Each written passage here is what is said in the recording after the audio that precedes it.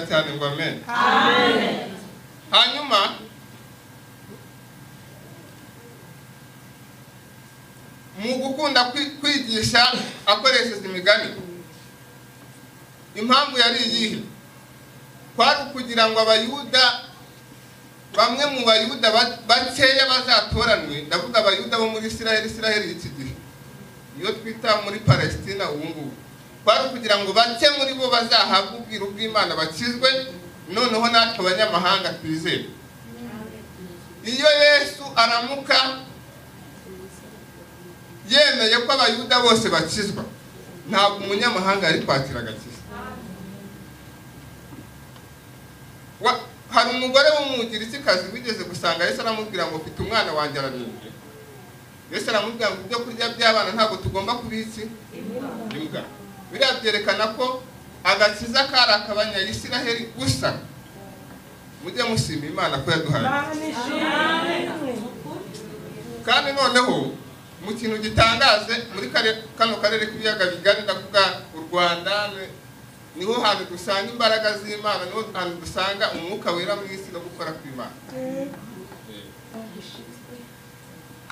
Iyo umuntu arenze ekwateri cyangwa se ugiye mu majyaruguru ya Afurika, usangayo ikintu cyitwa idini ya Islam. Ni abantu badakijijwe. Hari igihe rero njya ndeba abantu bo muri bino bice byacu, hari ukuntu Imana yatugiriye ubuntu, hareba n'ukuntu abantu bari kubitsindisha, nkabona ko mu minsi iri imbere Imana nidatabara abantu benshi bazaba. Mujye mushima Imana ko yaduhaye agakiza. Hanyuma Yesu aravuga ngo ni njye muzabibu w'ukuri. Umuzabibu cyari igiti cyeraga mu gihugu cya Isiraheli, kikaba cyari igiti cyengwagamo umuvinyo cyangwa se divayi. Hanyuma kuki Yesu yigereranya n'umuzabibu? Kuki Yesu Kristo yigereranya n'umuzabibu? Ubundi nimusoma muri Yesaya muzasanga nanone ahantu Imana yigeze gukira Abisiraheli, ni mu bice 15 bya Yesaya. Ikira Abisiraheli umugani w'uruzabibu n'ukuntu nyirarwo yaruteye akarusiraho uruzitiro, abavuga butumwa cyangwa abasomyi babiri barabizi. Hanyuma ubundi umuzabibu washushanyaga Isiraheli, cyangwa se Isiraheli bisobanura ubwoko bw'Imana. Noneho Yesu nawe agiye kuza yiyerekana nkaho ari we uzakomokwaho n'ubwoko bw'Imana cyangwa se itorero. Aravuga ngo ni njye muzabibu ukuri, kandi data ni nyirawo uwuhingira. Ishami ryose ritera imbuto azarikuraho. Iyo tuvuze ngo Yesu ni umuzabibu n'iki, ni ukuvuga ngo inyigisho za Yesu cyangwa se amagambo y'ubutumwa bwiza. Amagambo y'ubutumwa bwiza ni aya, murambure Bibiliya zanyu. Luka 24, duhere ku murongo wa 45. Luka 24 umurongo wa 45. Luka 24 umurongo wa 45 aravuze ngo maze bungura ubwenge ngo basobanukirwe n'ibyanditswe. Ati niko byanditswe ko Kristo akwiriye kubabazwa